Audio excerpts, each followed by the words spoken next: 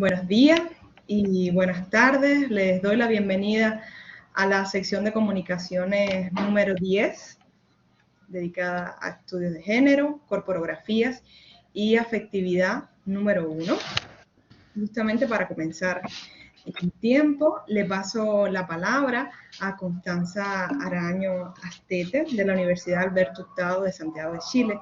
Quisiera recordarles que durante las exposiciones tenemos que mantener los micrófonos desconectados, dejando el protagonismo al ponente que le corresponde. En este caso sería Constanza. Hola, muchas gracias. Voy al tiro a compartir.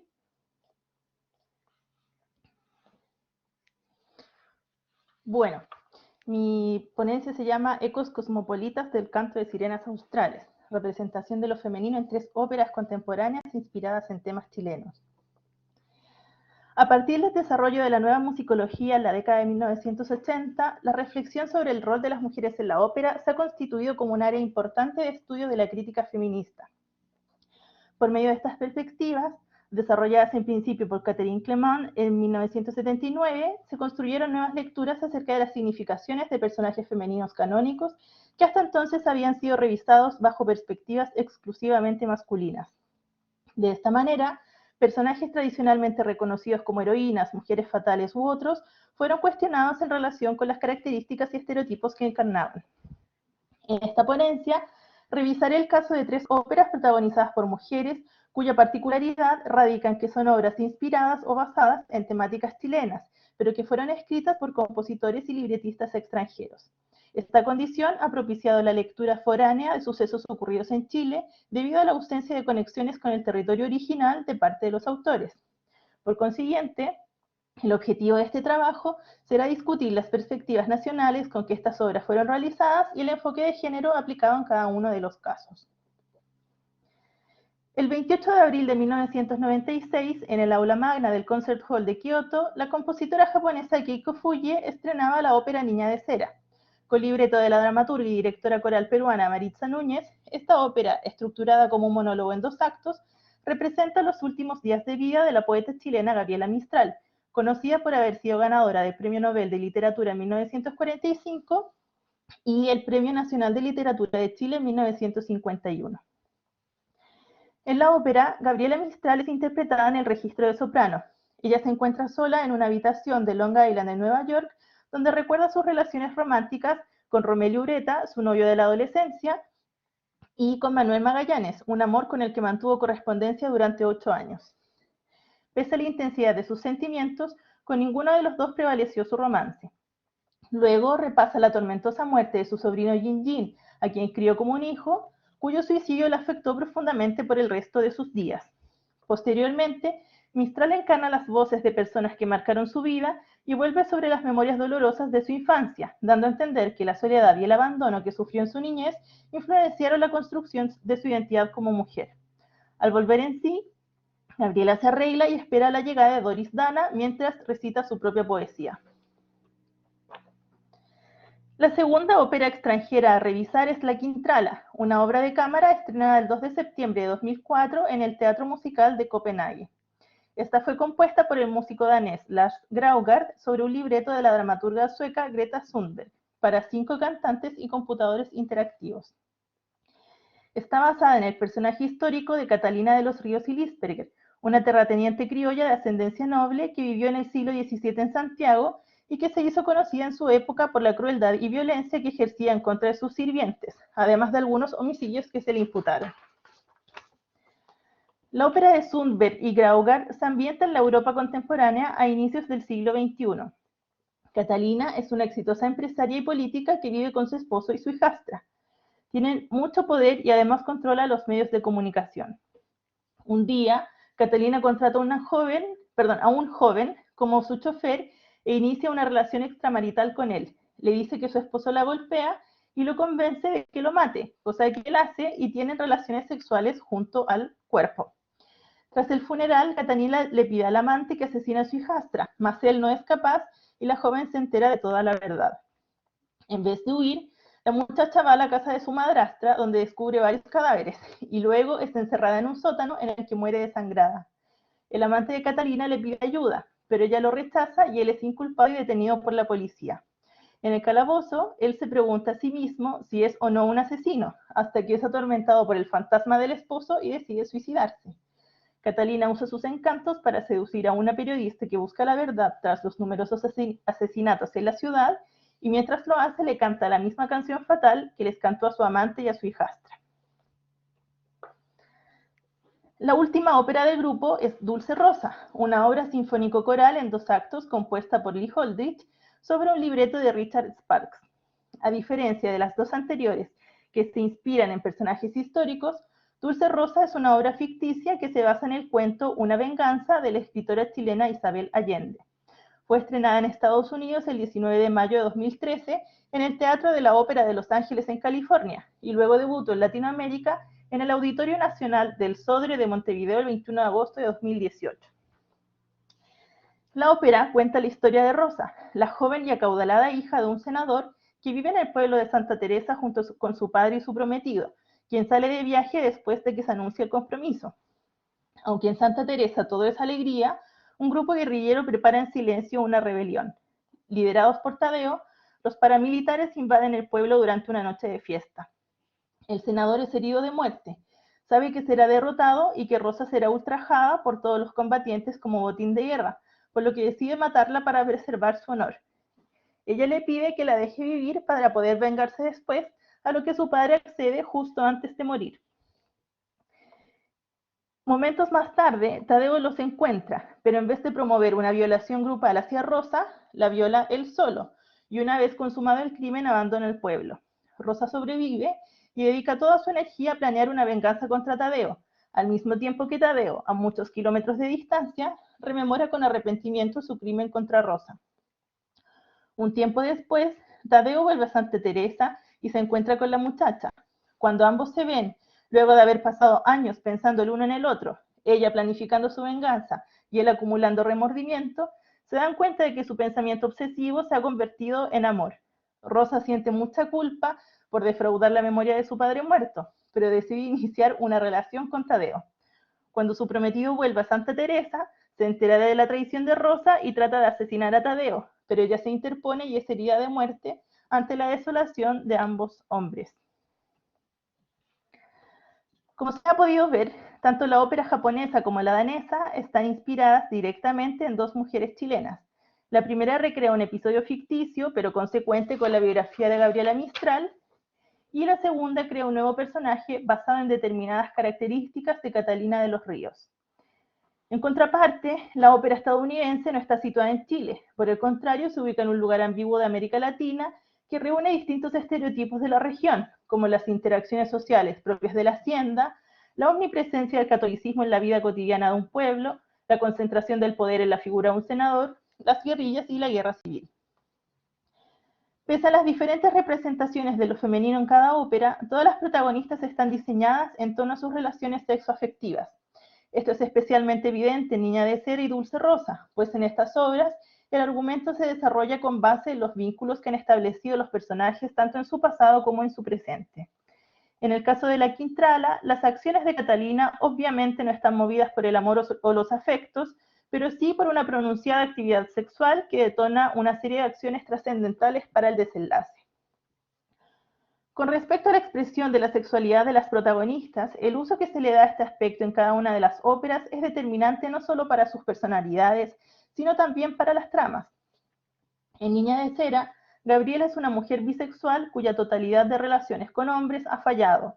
Primero su noviazgo con Romelio en la adolescencia, luego su amor epistolar con Manuel en la juventud y finalmente su maternidad con Jin Jin.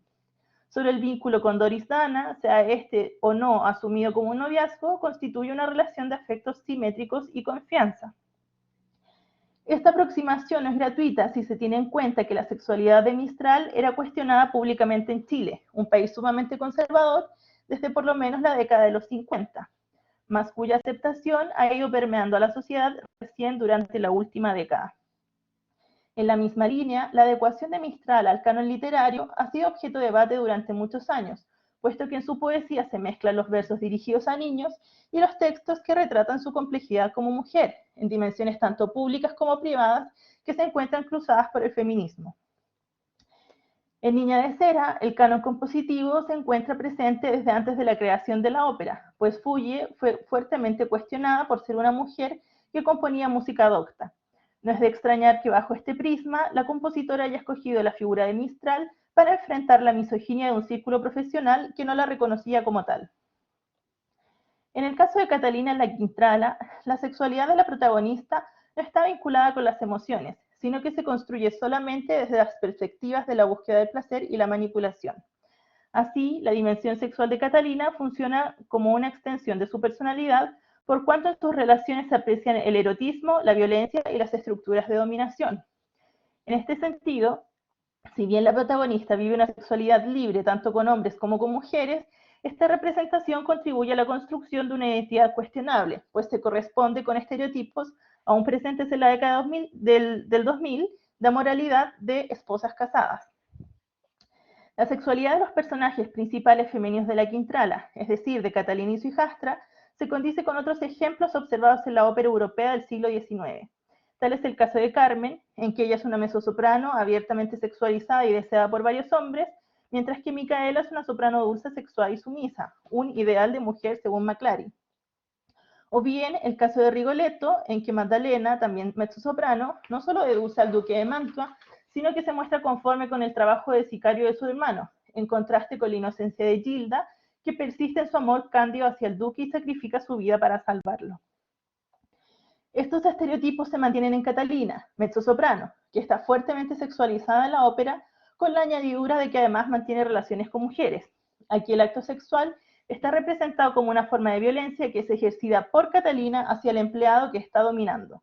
Por el contrario, la hijastra, cuyo nombre por cierto es Bianca, y es representada por una soprano, encarna la virtud y el amor desinteresado, todo en ausencia de una dimensión sexual.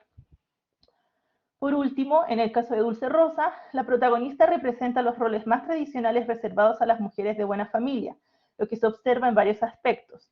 La reticencia del padre a permitir su matrimonio, su compromiso con un joven prometedor, la consagración de Rosa a la Virgen María y a la cristiandad, su propia virginidad como modelo de virtud, algo que toda Santa Teresa conoce, y finalmente el dilema del senador de acabar con la vida de Rosa antes que con su honor. Todos estos cánones de pureza son fracturados mediante la violencia político-sexual de la que es víctima la protagonista en el contexto de la invasión del pueblo. Como suele suceder en estos casos, la violación no se origina en un impulso erótico, sino más bien en un acto de dominación sobre los vencidos. Esto es especialmente palpable en las líneas de Tadeo cuando reclama como suya a la mujer presente, sin individualizarla como persona, ni siquiera como la hija del senador derrotado. Si bien en la ópera no se vuelve a reflexionar sobre la sexualidad de Rosa, sí se hace énfasis en su expresión de género, más masculinizada como efecto del trauma. Esta transformación en el aspecto de Rosa es consistente con lo que plantea Pate, quien afirma que en la ópera las figuras femeninas son percibidas como pasivas, mientras que las masculinas se perciben como activas. En efecto, luego de la violación de Rosa, ella comienza a usar pantalones, se recoge el cabello y adquiere un estilo de amazona. Además, lidera la reconstrucción y toma el rol de su padre en la gobernanza del pueblo. Todo esto como muestra del cambio en su personalidad, ahora más dura, más resuelta, más dominante y más activa. En otras palabras, más masculina. La belleza de la música de Dulce Rosa contribuye a minimizar la violencia del argumento, tal como sostiene Clement cuando afirma que detrás de las melodías y la ideología romántica, los personajes de la ópera son conducidos a la muerte por causa de sus transgresiones a las reglas familiares o políticas, la sexualidad o la autoridad del poder. Efectivamente, en la obra es Rosa la que muere abatida por su prometido, quien no ataca a Tadeo por los crímenes cometidos, sino por ser el nuevo amor de su expareja. Rosa, en consecuencia, paga su traición a la memoria de su padre con su muerte, mientras que Tadeo paga sus crímenes con la pérdida de su amada. Esto es consecuente con lo que plantea Smart al señalar que la cooperación entre música y libreto tiene como resultado la generación de una intensidad tal que nos hace desear como espectadores que las mujeres sean sacrificadas. En síntesis, la representación de lo femenino en las tres óperas revisadas se corresponde con estereotipos de género que se han fortalecido desde el romanticismo en adelante y que hoy se continúan sosteniendo en producciones contemporáneas que no cuestionan las implicancias culturales, políticas y simbólicas que dichas representaciones tienen. Quizás el caso más revolucionario al respecto es Niña de Cera, en la que los estereotipos de género, que también están presentes, se resignifican hacia la construcción de una identidad femenina que es compleja y multidimensional, a pesar de transitar en lugares comunes a lo que se considera propio de las mujeres. Por último, cabe destacar que las referencias hacia el origen de las identidades nacionales son escasamente exploradas. Ninguna de ellas se sitúa en Chile y los ecos que se hacen tanto del país como de Latinoamérica son bastante genéricos, como es el uso de la guitarra en la música o la creación de un imaginario festivo y colorido en la escenografía. Con todo, las tres obras ofrecen múltiples posibilidades de estudio desde distintas facetas, por lo que una primera aproximación a estas problemáticas debiese generar más preguntas y proponer nuevos tópicos de investigación. Muchas gracias. Muchas gracias, Constanza. Vamos a pasar a la siguiente sección, que estará a cargo de Felipe Elgueta Frontier, de la Universidad Alberto Hurtado de Santiago de Chile.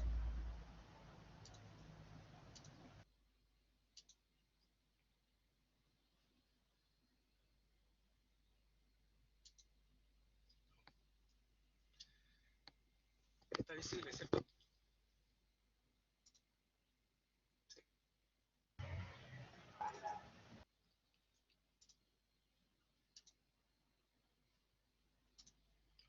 Bueno, en esta breve exposición compartiré algunas reflexiones sobre un disco de Catalina Vicens, especialista en instrumentos de teclado antiguos, nacida en Chile en 1983 y residente en el extranjero desde la edad de 19 años. Estudió en Estados Unidos y luego Europa. Desde 2021 es directora artística del Museo San Colombano en Bolonia y curadora de la colección Tagliavini del mismo museo, una de las principales colecciones de instrumentos de teclado. El título del álbum de Vicens alude a ciertas criaturas. Vamos a dejar que algunas se presenten a sí mismas. Son 5 fragmentos de audio que conecté como uno solo y acompañé de un espectrograma.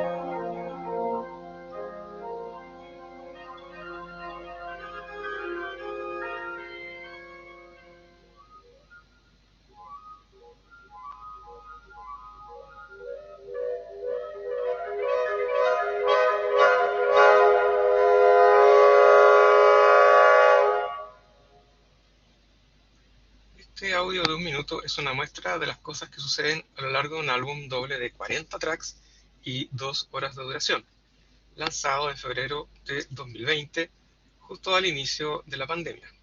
Está dedicado a órganos medievales y renacentistas y combina música medieval con nuevas composiciones e improvisaciones. Sabemos que es un álbum de órgano, pero no está muy claro para los oyentes por qué estos instrumentos suenan de esas maneras tan inusuales. Es comprensible que en este foro de órgano alguien haya sugerido que hubo alguna intervención electrónica de los sonidos. En esta revista de música antigua, un académico de la Universidad de Edimburgo admite que los sonidos no son lo que uno esperaría, sino que se asemejan a flautas japonesas, flautas de pan o sirenas de barco. Además, le llama la atención la falta de información acerca de los instrumentos y de la música en el librillo que acompaña al álbum, y concluye: el musicólogo en mí deseaba más detalles, pero tal vez la grabación está dirigida a un tipo diferente de público. Esta falta de información es una decisión deliberada de la intérprete, quien fue productora del álbum junto al ingeniero de sonido. Por ejemplo, los órganos de iglesia que son aquí las letras F y G, solamente se les menciona por el pueblo y el año de construcción. Y tampoco hay más que esto acerca de los compositores y sus obras, y menos acerca de qué técnicas usa Vicens para obtener estos sonidos de sus instrumentos. En muchos sentidos, la fuente de los sonidos queda entonces velada, y esto desorienta a quien escucha porque estamos programados para identificar automáticamente el sonido con su fuente, es decir, a pensar siempre en los sonidos como sonidos de las cosas. Es cierto que el disco no tiene información técnica sobre los instrumentos y la interpretación, pero sí incluye otro tipo de textos escritos y visuales. Hay un subtítulo: órganos medievales compuestos, decompuestos y recompuestos, es decir, el propósito de los sonidos inesperados de esta desorientación de quien escucha sería instar al oyente a replantearse radicalmente su visión de estas fuentes de sonido que son los órganos antiguos. En lugar de notas al programa acerca de las obras, el disco tiene este texto de la propia Catalina Vicens. La mente medieval encontraba imágenes para lo invisible, encontraba vida en lo que estaba muerto, edificios sagrados decorados con demonios, sillares de coro con animales esculpidos, libros de oración llenos de ángeles y criaturas semihumanas, órganos con alma, con pulmones para respirar, con teclas para hablar, para gritar, para cantar, para suspirar. Catalina Vicens toma esta idea de fuentes cristianas antiguas que describían a los órganos como seres vivos.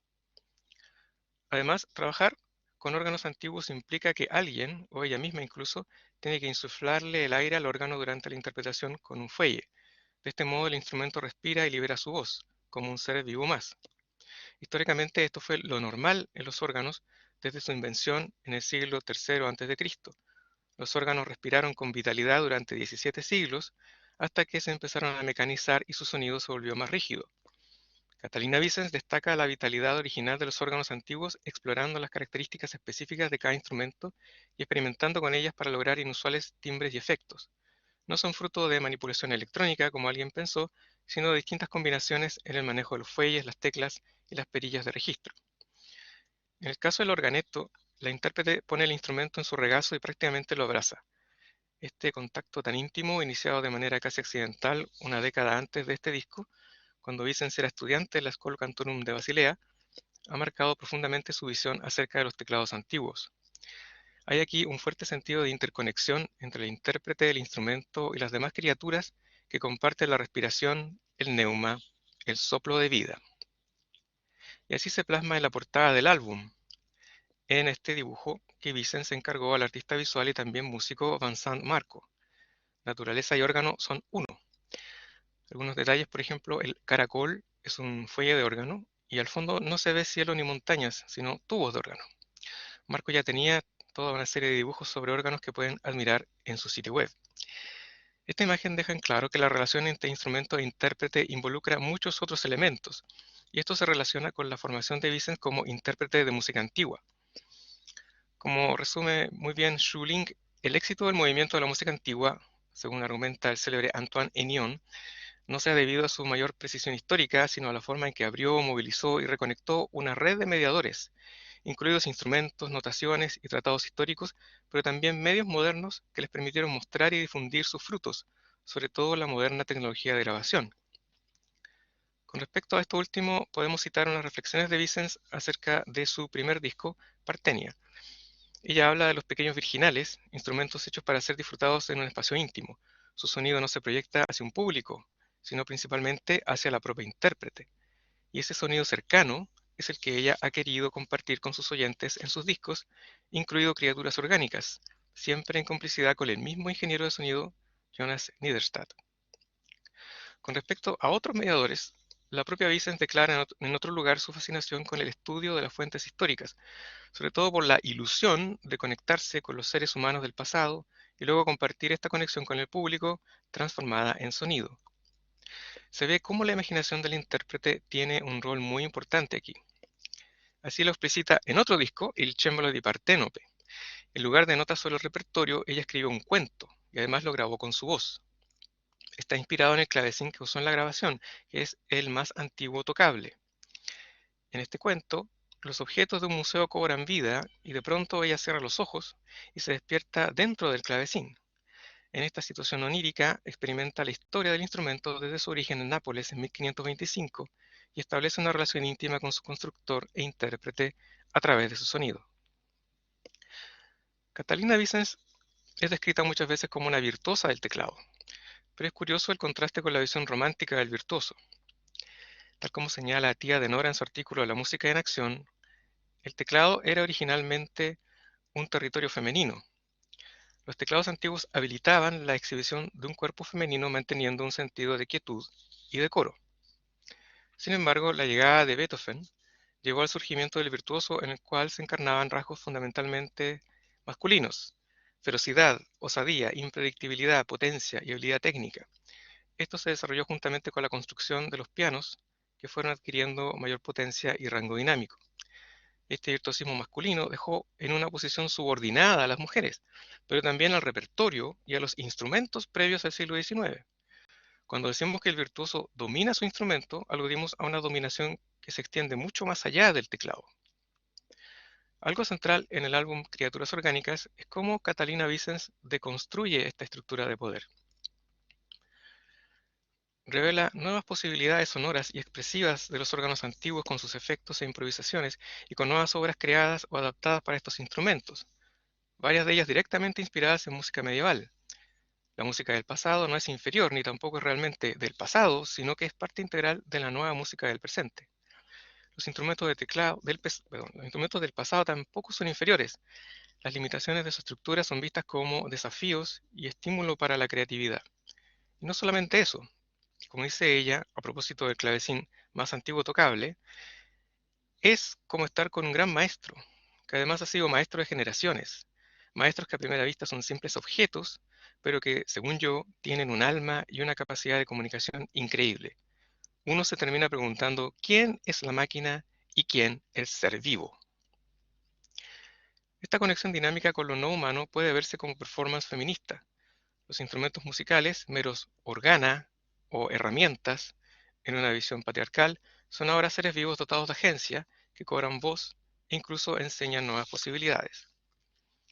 Esta relación dinámica con lo no humano está sugerida en el disco Criaturas Orgánicas desde el inicio del programa, con una pieza de Hildegard von Bingen y en otras alusiones marianas, además de la elección de numeroso material del Codex Las Huelgas, proveniente de un convento de monjas. El disco incluye muchas transcripciones e improvisaciones de música vocal medieval, pero el texto de Bingen es el único que Vicens incluyó en el librillo del disco. Usando el organeto, Vicens realiza una improvisación que podría representar el drama de la caída de la creación por el pecado de la primera mujer. Pero el texto tiene un tinte feminista cuando exalta la forma femenina de la Virgen María, como aquella en quien Dios se hizo humano. Podríamos decir que la mujer es la criatura liberada que traerá la liberación de las demás criaturas. Y las criaturas claman porque sus voces sean escuchadas. Este es el motivo de la palabra criatura, que se canta una sola vez en mitad de la antífona original.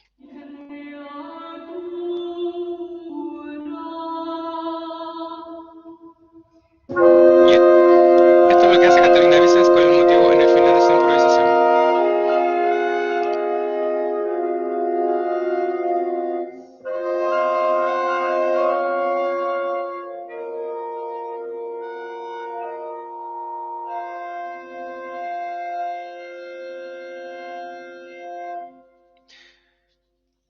El sentido de representación dramática se refuerza en una versión publicada en video donde Vicens termina levantando la vista hacia la cámara como interpelando al público. En este drama podríamos imaginar que la repetición obsesiva del motivo de las criaturas representa su clamor por ser liberadas y oídas. El feminismo está explícito en el siguiente proyecto de Catalina Vicens, difundido durante 2021. Junto a Servir Antico, conjunto que ella fundó y dirige, realizó conciertos centrados en Christine de Pizan, destacándola como pionera del feminismo. El ensamble Servir Antico busca acercar la cultura del humanismo al público actual, abordando problemáticas como el pluralismo religioso, el colonialismo y la actual crisis ecológica. En la praxis de Catalina Vicens se reflejan rasgos de una tradición de utopías feministas que se remontan a Christine de Pizan y su libro La ciudad de las damas. Tal como señala Alice Jones, en las utopías feministas no hay un plan maestro, un plan perfecto e impuesto, sino que todo está en permanente construcción. Así es como Catalina Vicens describe su trayectoria migrante en sus entrevistas, como un proceso de permanente apertura a innumerables caminos, tal como en esta cita. Ella no considera el hecho de ser migrante latinoamericana como una desventaja para abordar la tradición musical europea. Ella asume su origen chileno como un factor que la impulsa para usar la imaginación y dotar de fantasía sus interpretaciones y las narrativas en torno a ellas. Hay ecos de Borges aquí. En su crítica al nacionalismo peronista, Borges alienta a los artistas argentinos y latinoamericanos en general a apropiarse de lo europeo o universal de una manera libre y creativa. Y por cierto, Borges es citado musicalmente en Criaturas Orgánicas, justamente entre las criaturas fantásticas, símbolos de la imaginación. Tras el unicornio medieval, aparecen el cronopio, inventado por Cortázar, y el skunk, que figura en la literatura de Borges. En suma, ¿qué es lo que suena en este álbum? Podríamos decir que un mundo, habitado por criaturas liberadas de toda barrera y jerarquía imaginable entre roles, géneros, épocas, culturas, lugares, lo humano y lo no humano, lo vivo y lo no vivo. En fin, una utopía, tal vez la mayor de ellas. Gracias.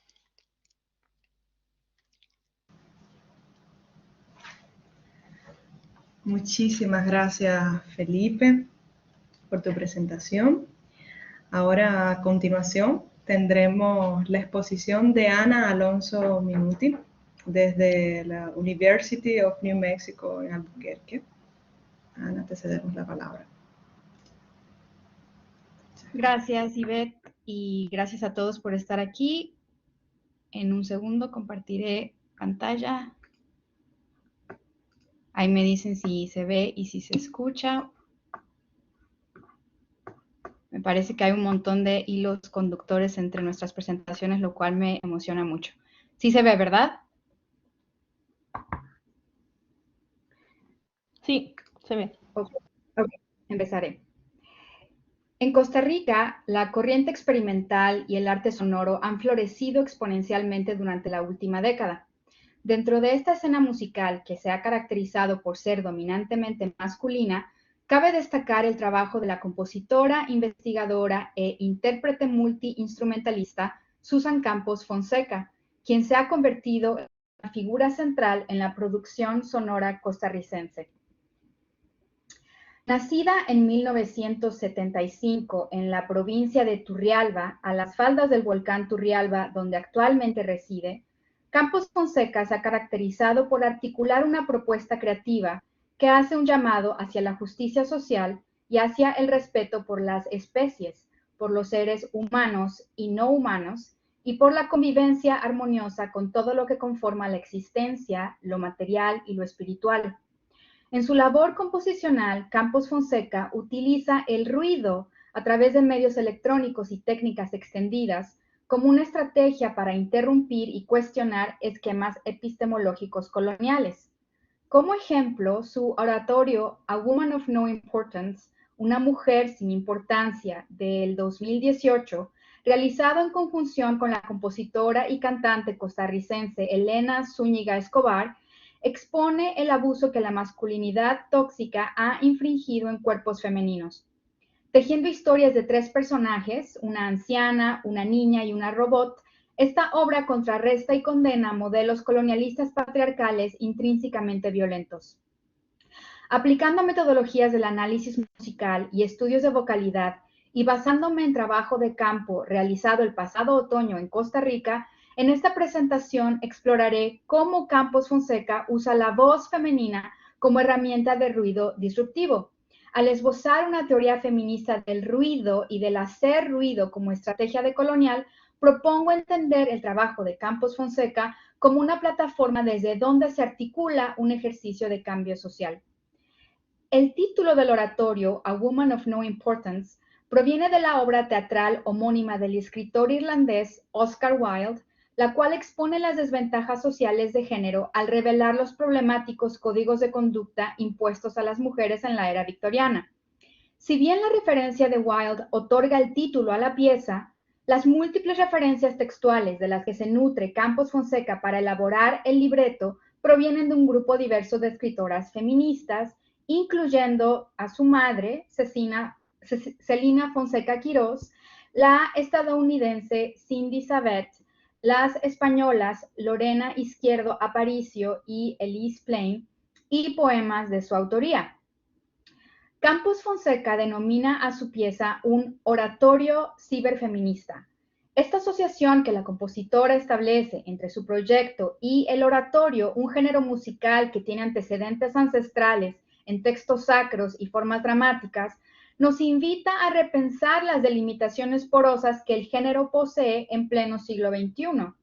Mientras que los personajes de los oratorios son tradicionalmente figuras religiosas, Cristo, figuras bíblicas o santos, o héroes mitológicos en el caso de oratorios profanos, el oratorio de Campos Fonseca tiene como protagonistas tres figuras arquetípicas del imaginario femenino contemporáneo.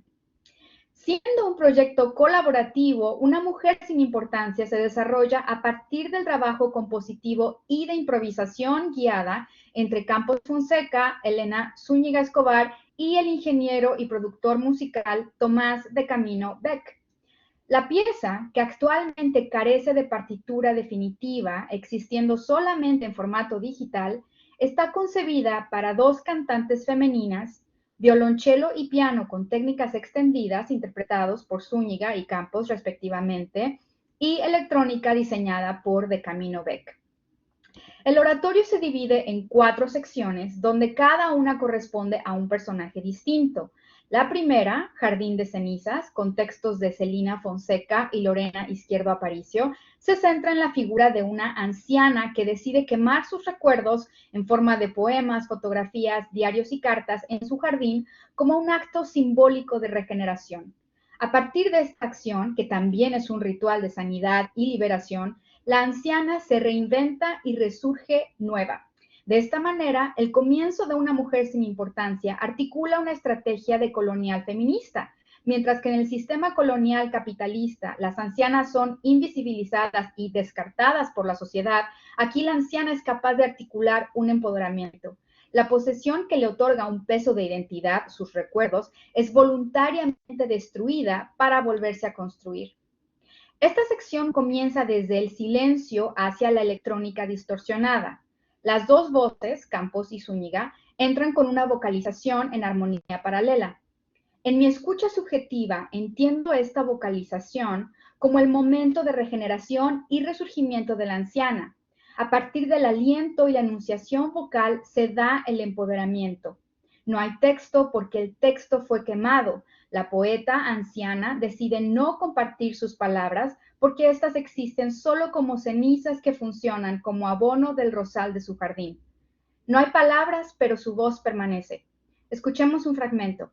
La grabación se llevó a cabo en El Sótano, un bar emblemático de la escena musical experimental, especialmente de los géneros de jazz y funk, en San José de Costa Rica.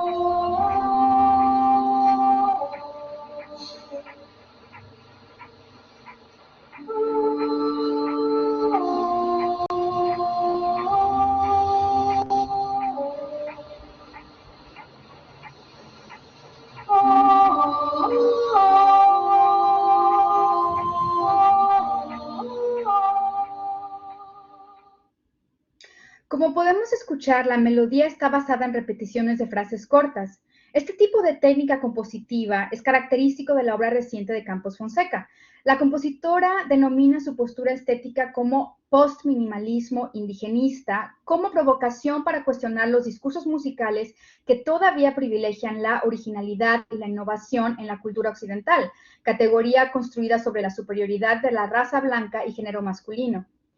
Campos Fonseca parte del poder expresar el máximo posible con el mínimo de recursos, de despojarse de lo sobrante para decir mucho con poco. Al insertarse en el minimalismo, la compositora propone debilitar el sistema patriarcal de la composición, es decir, desquebrajar la negación de la mujer dentro del campo de la creación musical y sobre todo tecnológica. La segunda sección del oratorio está centrada en una niña de nombre Rachel, quien fue llevada a una cabaña en medio de un bosque donde sufre violación y muerte por parte de un perpetrador asumido masculino. El texto está basado en el librillo de poesía de Cindy Sabet titulado Rachel in the Temporary Mist of Prayer. Esta sección consta de 3 canciones.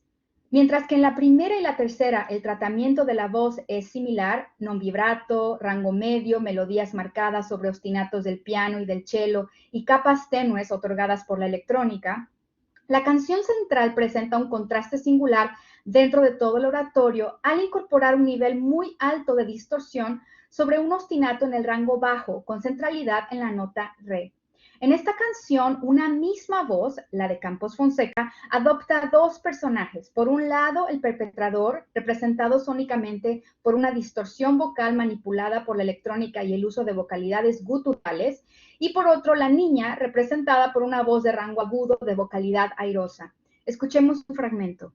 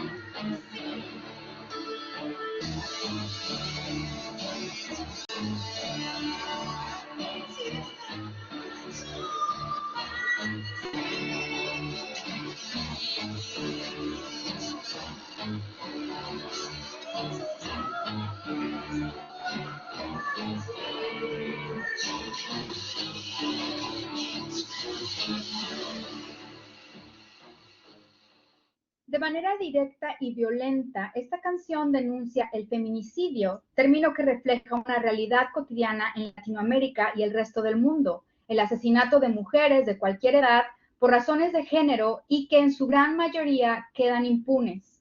Aplicando una vocalidad distorsionada, tomada del género metal, para representar la subjetividad del perpetrador, Campos Fonseca se hace y nos hace cómplices de la violencia de género, cuya articulación se ha normalizado por el silencio imperante ante el acoso y abuso sexual a menores. La tercera sección del oratorio, centrada en la figura de la robot mujer esclavizada por sus creadores humanos al servicio doméstico y sexual, consta de 5 canciones con poemas de Campos Fonseca traducidos al portugués por Miguel Murat Gordo, titulados Cyberpunk Fados.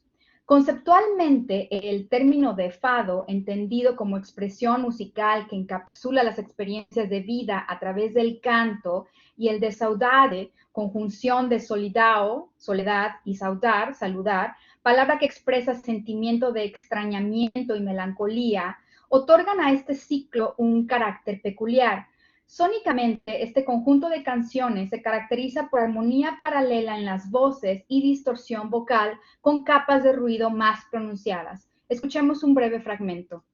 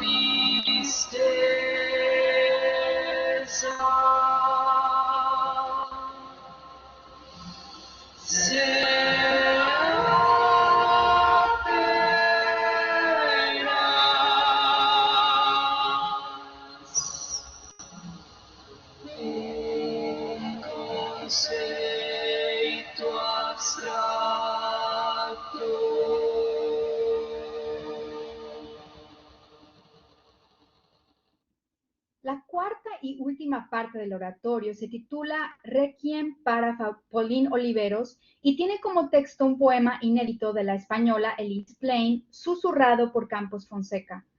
Esta misa para difuntos, con la que concluye la pieza, honra la memoria de Oliveros, compositora estadounidense que propuso la escucha profunda como paradigma alternativo para entender y habitar la música fuera del canon patriarcal. También honra la vida y la muerte de todos seres femeninos, humanos y no humanos. En mi escucha subjetiva entiendo esta sección conclusiva como una invitación hacia la reflexión desde donde se puede generar el cambio desde el interior y hacia el entorno social. Por cuestión de tiempo no nos será posible escuchar un fragmento de esta sección final. Campos Fonseca entiende su práctica compositiva dentro de la categoría de ruido, el cual entiende como desobediencia epistémica desde donde se construyen conocimientos y saberes. Ruido, proveniente del latín rugitus, que quiere decir rugido o estruendo, es un término que en su uso coloquial está cargado de connotaciones negativas. Ruido se entiende como un sonido molesto, como algo que altera un orden. Sin embargo, en las últimas décadas, el concepto de ruido se ha teorizado como un potencial para la fuerza creativa. Para el historiador estadounidense Douglas Kahn, por ejemplo, el ruido es el bosque de todo. Y para el filósofo francés Michel Serres, el ruido constituye el origen de todos los sistemas y está al centro de nuestra experiencia del mundo. Mientras que la noción de Serres es metafórica y no está necesariamente conectada a una dimensión sónica, otorga un marco de referencia desde el cual entender el ruido como un concepto cargado de posibilidad y transformación. Los discursos alrededor del ruido en la historia de la música de concierto han dibujado una genealogía masculina blanca, desde Luigi Russolo a Edgar Varese, Henry Cowell, John Cage y Pierre Schaeffer. La británica Mary Thompson denomina esta genealogía como una línea puntiaguda paterna de innovadores sónicos. El trabajo de Thompson, entre otros, ha intentado descentralizar esa línea paterna al documentar las actividades de compositoras trabajando con ruido. La búsqueda de una genealogía de aquellas que crean a partir del ruido fuera del centro anglo-europeo empieza quizá en la historia de la diáspora africana documentada por Tricia Rose en su libro Black Noise, o en aquella de cantantes chicanas explorada por Deborah Vargas en Dissonant Divas. La genealogía de las ruidosas latinoamericanas no es fácil de trazar. Sus ancestros no se encuentran documentados en narrativas académicas, sino en historias orales. Sus rugidos son similares a aquellos de la diosa azteca Coatlicue y su clamor se asemeja al de la Llorona. Propongo entender entonces que la práctica de hacer ruido provoca agitación, perturbación y desorden con el fin de causar acción social. Es aquí donde quisiera situar el tratamiento del ruido de Campos Fonseca en Una mujer sin importancia, entendiendo ruido como un medio de expresión creativa comprometida a interrumpir políticas y normas opresivas. Así como otras ruidosas, Campos Fonseca hace ruido como una estrategia decolonial que promueve la posibilidad de un ambiente más justo y equitativo. Como enunció el economo y teórico social Jacques Attali, al escuchar los ruidos podremos comprender qué esperanzas son todavía posibles. Siguiendo la premisa de Attali, el ruido es profético, promulga y establece cambio social y cultural. La propuesta de Campos Fonseca nos invita a imaginar al mundo como un jardín desde donde seres humanos y no humanos resurgen de sus propias cenizas, empoderados para articular libertad y equidad. Gracias. Muchísimas gracias, Ana, por la presentación. Y la última presentación que tendremos hoy será la de Alfredo Colman, de la Baylor University de Waco. Así que, Alfredo, si estás preparado, comenzarán tus 15 minutos. Gracias. Sí, muchas gracias. Disculpen si lo que están viendo en pantalla no es en forma completa. Bien, muchas gracias, Ivette, nuevamente, y también muy contento de compartir este panel ¿verdad? Con los colegas que han presentado ponencias. Muy honrado de estar en la reunión. Estrenada en 1987 y presentada nuevamente en 2011, con motivo del bicentenario de la independencia paraguaya, la ópera Juana de Lara del compositor paraguayo Florentín Jiménez integra el vocabulario musical del romanticismo de finales del siglo XIX con elementos del nacionalismo musical paraguayo del siglo XX. La obra se centra en la figura de doña Juana María de Lara y en el rol de los próceres durante la gesta de la independencia paraguaya en 1811. En esta presentación quiero discutir brevemente el énfasis nacionalista dado por Jiménez a la heroína en esta ópera y a la promoción que el compositor ha dado a la mujer paraguaya en sus numerosas canciones y obras sinfónicas. Las obras musicales de Florentín Jiménez constituyen un lente a través del cual se puede observar un caleidoscopio de ideas que ilustran, describen y hasta en ocasiones prescriben aquello que hace a la música paraguaya distintivamente paraguaya.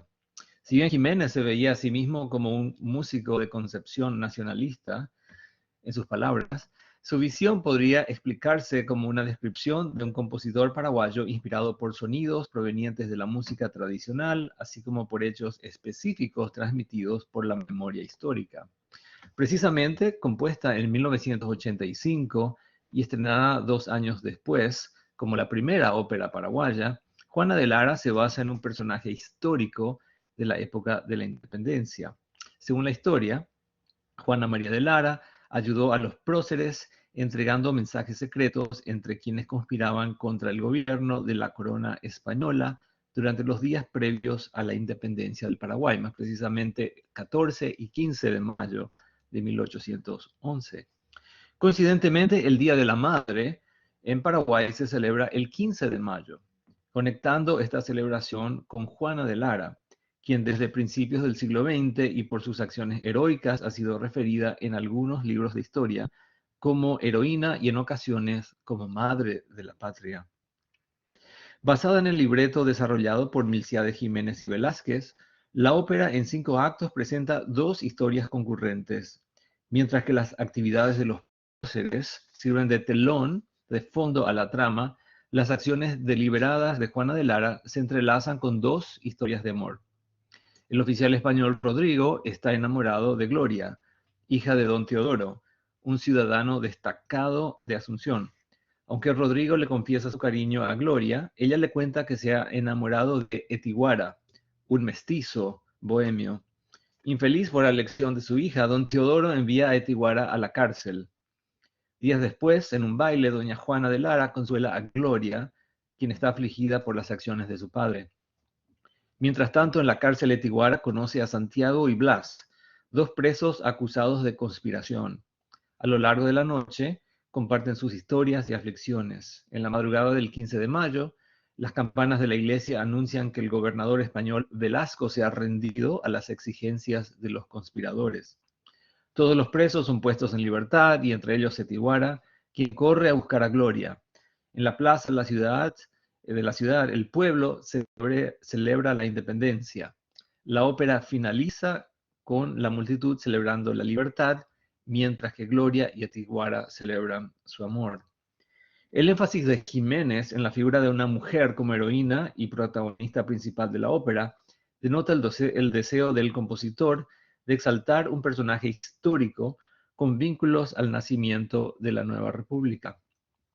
No en vano, la exaltación de los méritos y la fuerza de las mujeres paraguayas ha sido un componente de varias obras de Jiménez, todas de temática histórica, como son los poemas sinfónicos Minascue y Ciclo, así también como su 9ª sinfonía subtitulada Hechos heroicos de nuestra historia.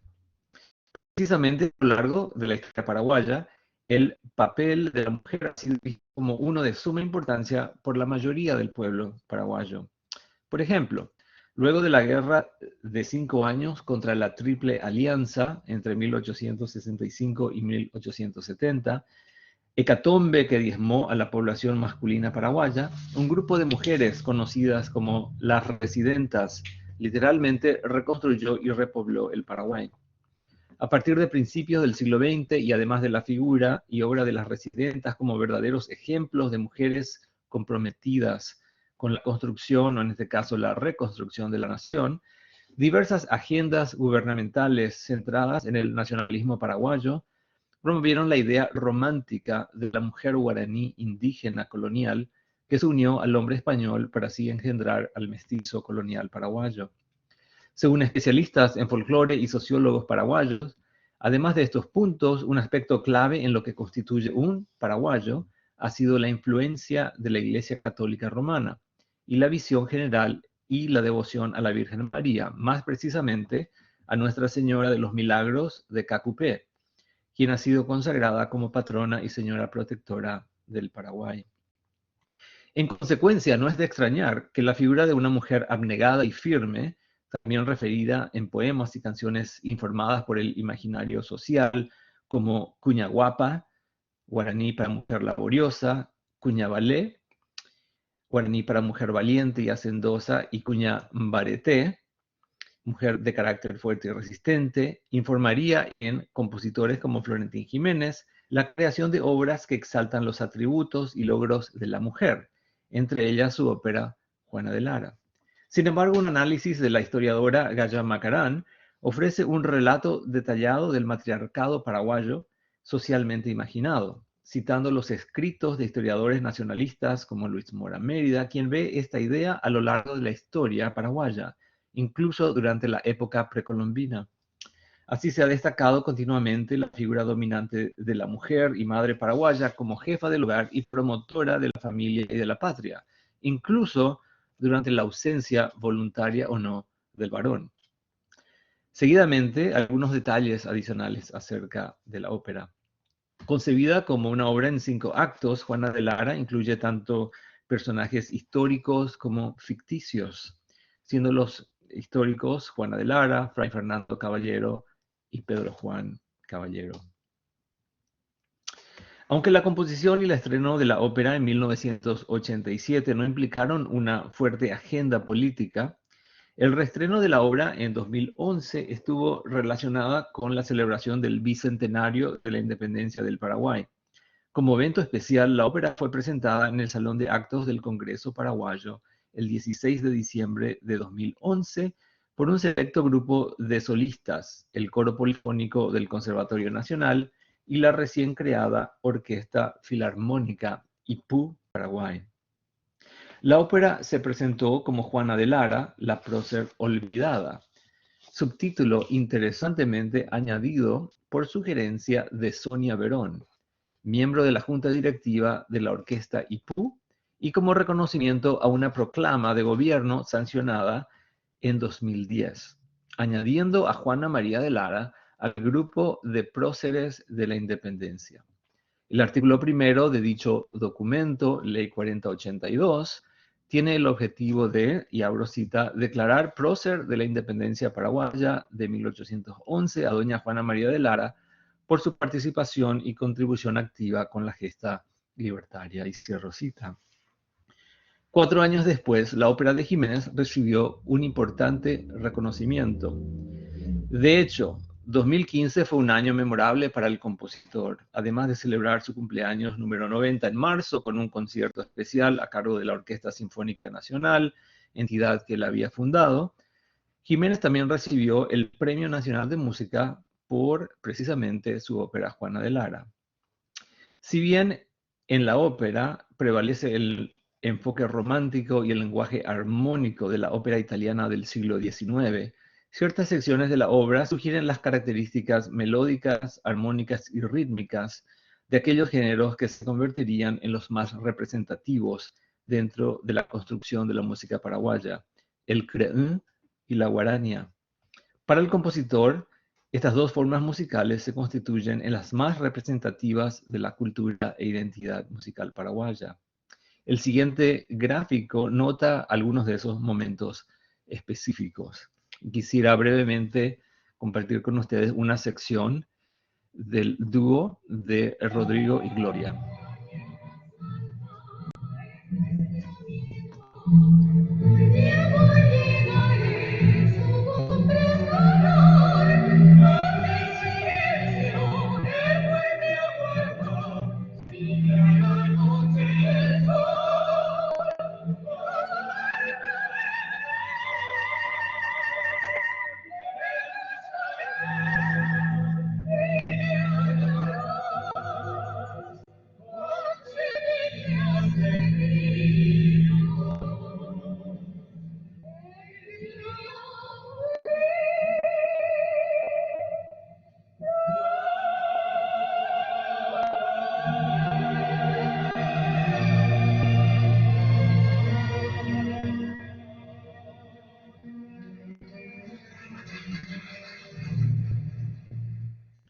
Y así también en el acto segundo y en el tercero hay momentos donde otra guarania y finalmente el Kure'u aparece. Quisiera compartir la sección del Kure'u, el dúo de Juana de Lara y el Capitán Ventura.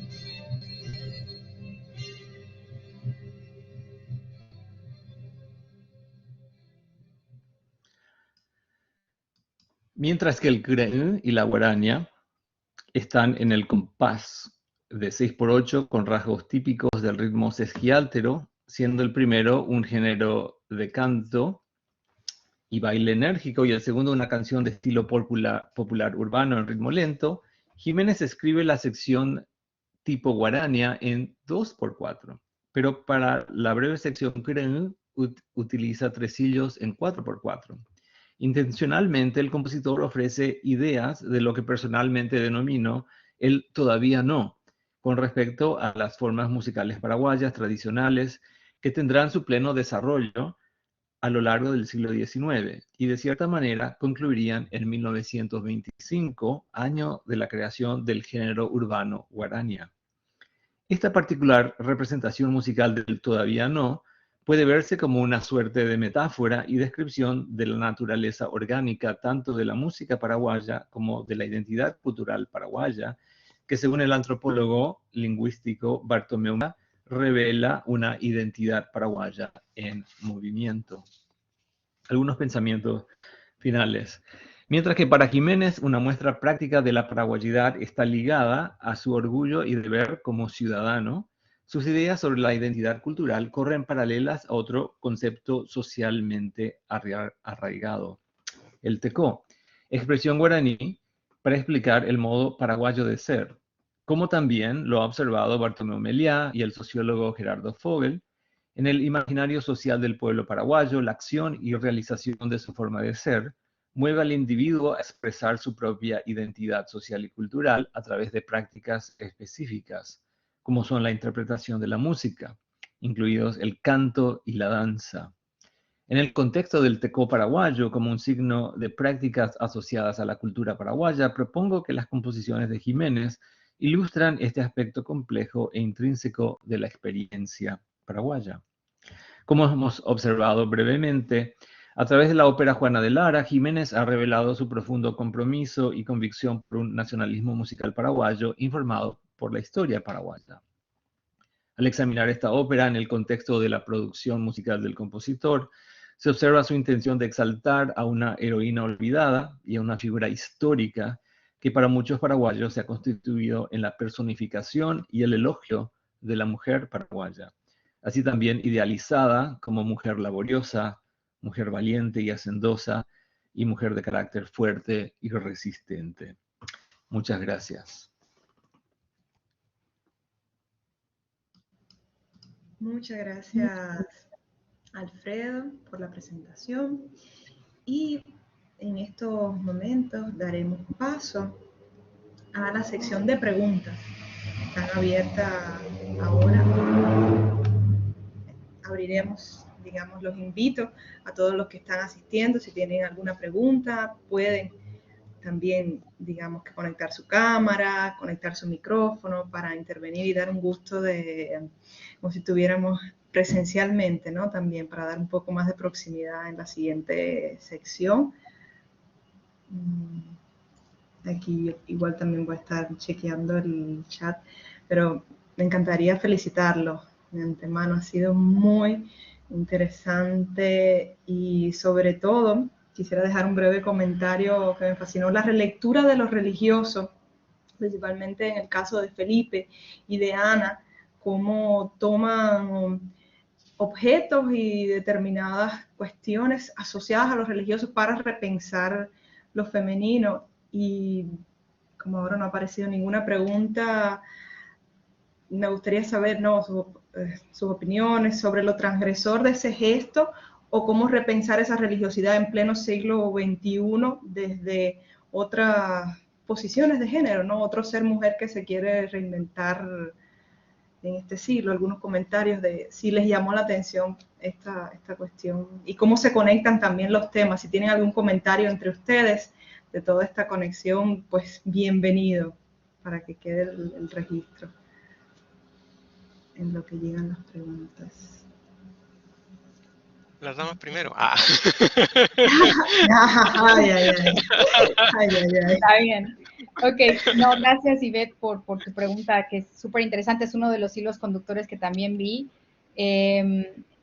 Sí, claro, a mí me parece sumamente interesante y creo que esto de lo religioso también me va a llevar a otro de los hilos que creo que hay entre nuestras presentaciones, de cómo, especialmente en el caso de las compositoras de las que estamos hablando, cómo se desapegan de las cuestiones nacionalistas para como una estrategia cosmopolita para insertarse ellas mismas en un ámbito internacional, ¿no? Pero bueno, regresando a mi caso en específico del que hablé, de Susan Campos Fonseca y Elena Zúñiga, cómo esta idea del oratorio, que en realidad hay oratorios profanos, pero en realidad yo creo que Susan estaba realmente también cuestionando pues la situación marginal dentro del discurso religioso judeo-cristiano que ha permeado también muchos de los oratorios que están en nuestra conciencia colectiva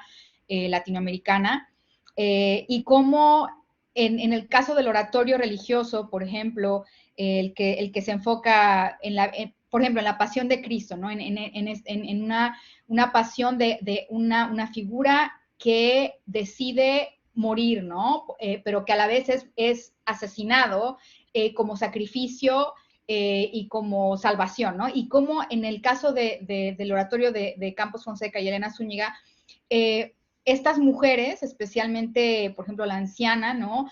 Destruye sus recuerdos, o sea, lo que ella, como ella se conoce, para resurgir ya fuera de las expectativas que quizá fueron implantadas sobre ella o cualquier expectativa de género o social de lo que es una anciana, y se reinventa, ¿no?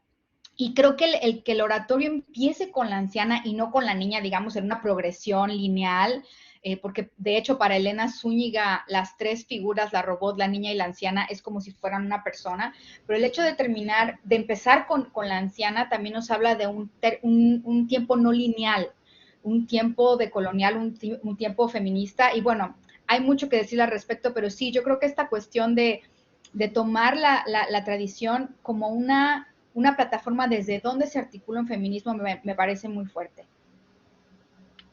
Felipe, ahora sí tienes la palabra. Sí, bueno, en lo personal, yo estudié teología. Y entonces, o sea, llevo un tiempo viendo esto de que perfectamente uno puede tomar la tradición religiosa, releerla de manera liberadora. Entonces, es muy natural ver cómo Catalina Vicens toma cosas como, por ejemplo, en el concierto que hizo sobre Christine de Pizan, tomó mucho repertorio mariano, muchas alabanzas a la Virgen María, y lo presenta como una forma de elogiar virtudes femeninas, porque en gran medida era la forma de elogiar lo femenino, era elogiarlo en la Virgen María. Entonces, eso es lo que se rescata. No es... o sea, por supuesto, uno reconoce todos los problemas que tiene el marianismo, pero uno escarba ahí y le da una vuelta de tuerca y extrae algo liberador. Cosas como rescatar a Hildegard von Bingen, que ya es bastante común en los programas dedicados a la mujer o con alguna mirada feminista, empezar con una pieza de Hildegard von Bingen. Incluso ahora conciertos para orquesta se hacen con arreglos de estas obras originalmente vocales de Hildegard von Bingen. Entonces, normalmente se piensa en los monasterios como lugares de encierro y de opresión, pero para las mujeres históricamente han sido lugares de bastante libertad, porque se libran del matrimonio, se libran de engendrar y criar hijos, entonces tienen ese espacio como de resistencia donde poder estudiar, desarrollarse. Entonces, está todo eso en la historia. Es cosa de releer. Quisiera Alfredo, ahora que levantó la mano para intervenir, puede desmutar. Sí, ahora es solo activar el micrófono y ya. Sí, gracias. Estoy aprendiendo muchísimo, ¿verdad? A través de las presentaciones esta mañana y quisiera que todos tengamos 4 horas para seguir charlando, ¿verdad? Cada uno. Es una observación y quizás una pregunta para Ana, en la figura de la anciana.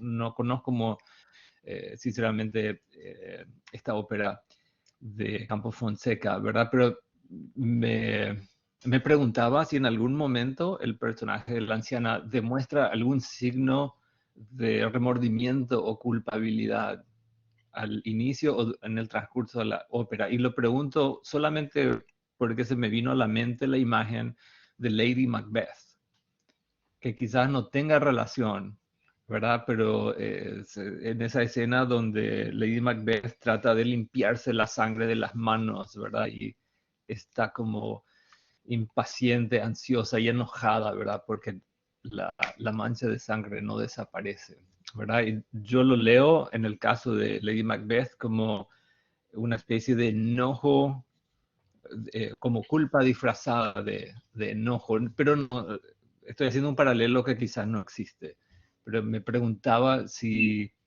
existe una escena o un sentimiento de culpabilidad o remordimiento, mejor dicho, en la anciana, en algún momento.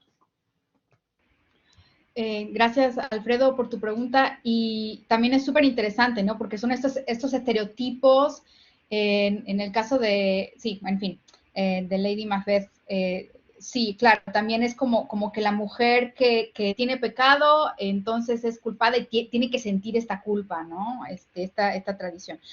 Pero no, y de hecho voy a releer y voy a repensar esa parte del oratorio de acuerdo a lo que acabas de proponer, porque, no, o sea, realmente apenas me lo acabas como que de inspirar, no lo había pensado, pero en primera instancia puedo decir que no encuentro, a partir de una lectura, mi lectura subjetiva, no encuentro una cuestión ni de culpa ni de remordimiento. Lo que me llama la atención también es que esta parte está basada en una historia real de la madre de Susan Campos Fonseca, que ella escribe poesía y esa poesía justamente la quemó en su jardín. Y cómo en una primera lectura de ese acto, ¿no? Lo podemos considerar como, ¿cómo puedes quemar tu creatividad, ¿no? ¿Cómo puedes quemar algo que quizá pueda aportar al mundo, que quizá pueda aportar un legado, ¿no? Un legado artístico, un legado intelectual, un legado de vida? Pero otra lectura, que es la que yo creo que la que le quieren dar las creadoras de este oratorio, es que justamente es una decisión personal de cómo quizá todo eso, las cartas, los poemas, las fotos, no son lo que una quiere ser al final de la vida. Al final de la vida, cuando supuestamente uno justamente solo tiene los recuerdos, porque ¿qué más nos queda? Porque la figura de la anciana en la sociedad, pues prácticamente ya no reproduce, ya no es objeto sexual, ya no es nada, pero cómo ella decide reinventarse. Y justamente no hay remordimiento ni culpa, ni lo quema en base a un remordimiento, sino en base, con un objetivo de resurgimiento, no sé, resurrección, una especie de resurrección, que otra vez volvemos al tema teológico, ¿no? De la resurrección. Muy interesante. Pero sí, gracias por tu pregunta y voy a volver a pensar en si hay algún dejo de culpa o remordimiento, porque sí es algo interesante ahí. Gracias, Ana. Era solo algo que se me vino a la mente Nada más, gracias.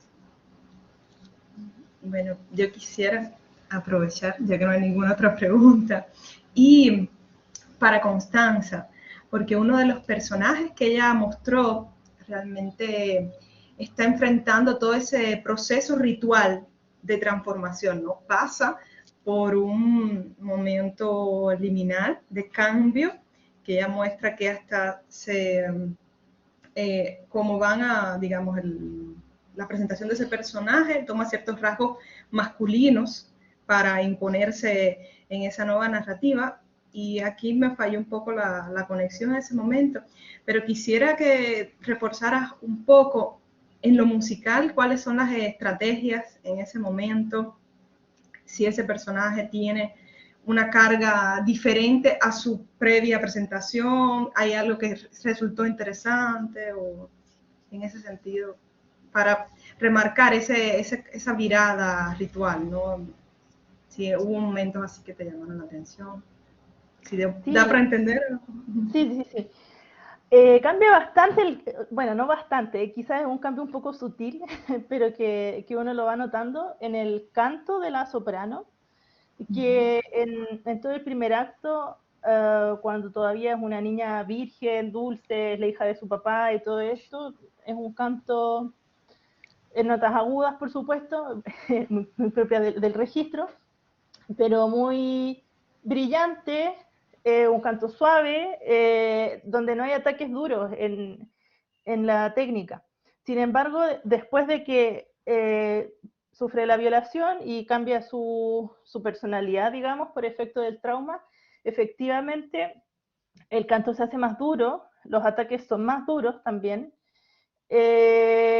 y está ese cambio sutil en que el canto ya no se percibe como dulce.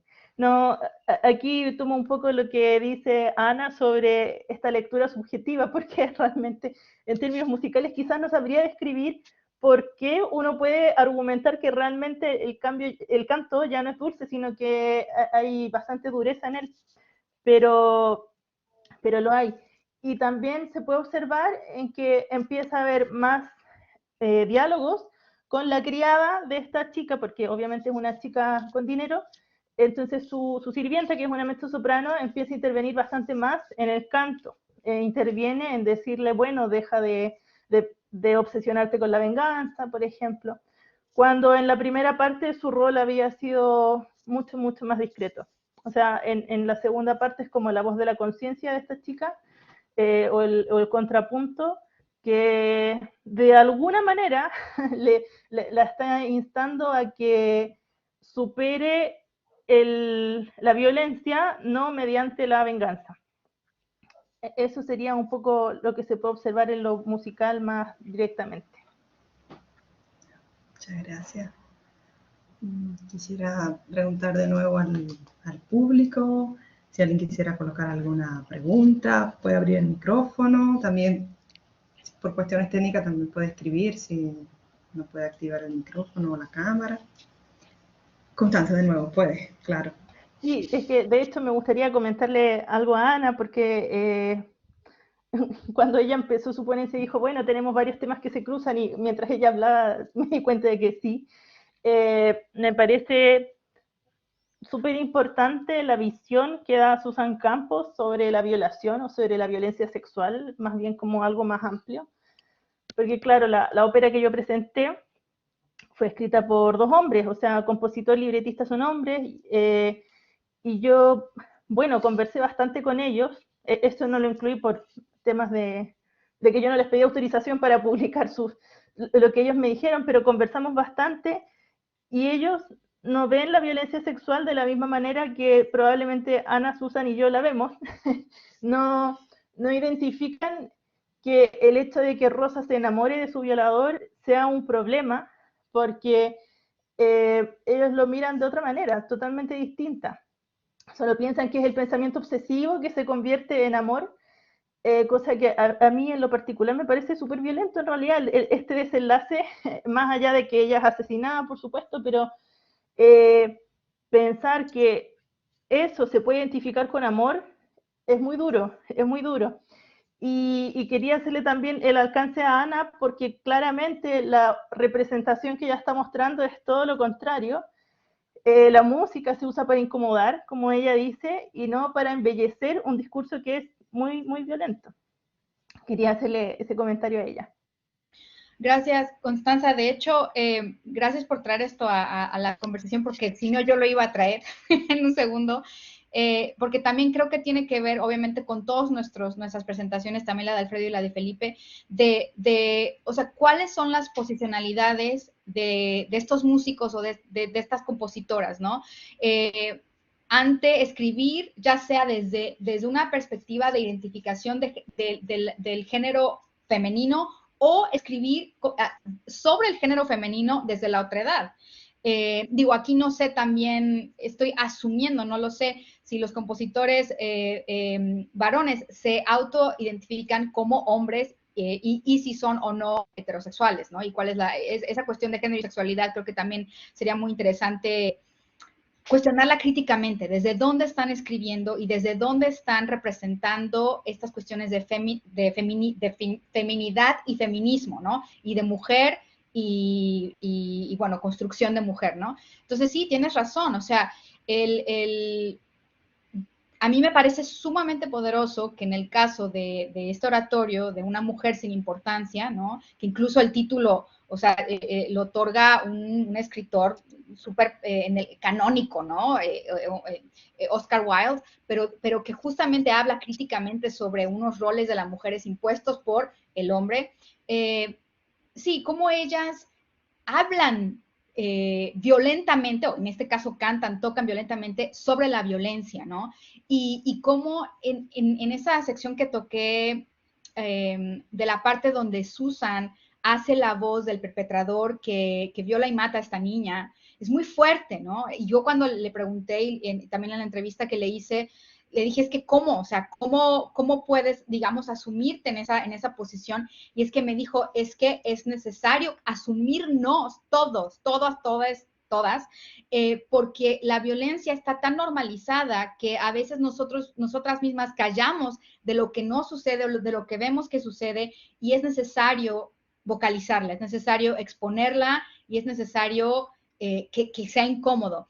Y por otra parte, sónicamente a mí me parece bien interesante que Elena Zúñiga viene de un trasfondo mucho más, digamos, tonal. Ella su medio es fusión jazz, una improvisación de otro estilo, ¿no? Esta era la primera colaboración que ella hacía con Ruido y con Susan Campos.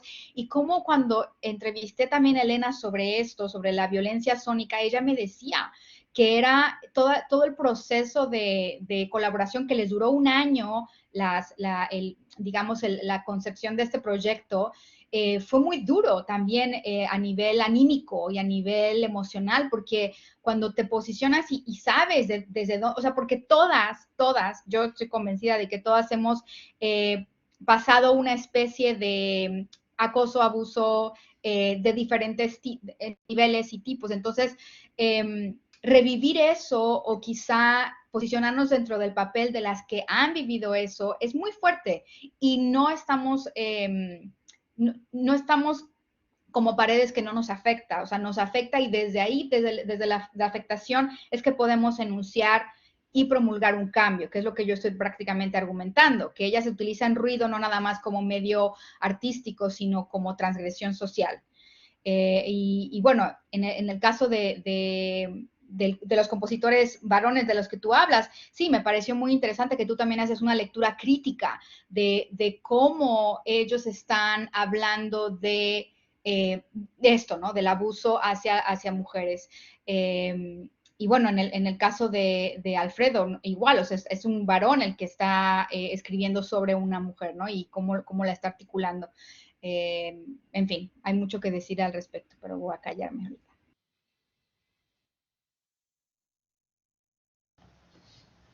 Aquí, bueno, han dejado en la lista de los comentarios aplausos y,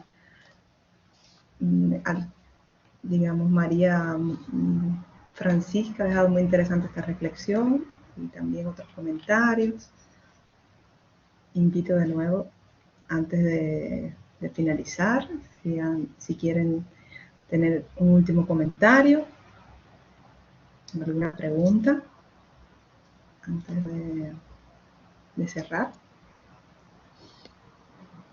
Entonces, creo que Natalia puede ahora aparecer, si quieres, en esta sección